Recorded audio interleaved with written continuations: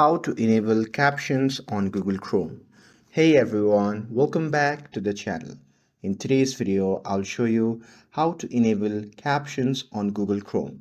So now without further ado, let's get started. So first thing first, open the Google Chrome app on your phone and make sure that you're logged into your account. And here, once you are inside the Chrome, simply tap on the three dot icon shown in the top right corner of the screen. And after that, a pop-up menu will appear. From that menu, simply tap on Settings. And now here, once you are inside the settings, simply scroll down and tap on Accessibility.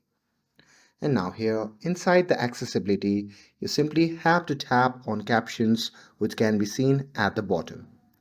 And now here on the new page, at the top you can see the option labeled as Show Caption. So simply toggle on that option. And that's it. That's how you can enable captions on Google Chrome. With this, if you found this video helpful, then don't forget to like, share and subscribe to get updated for more videos.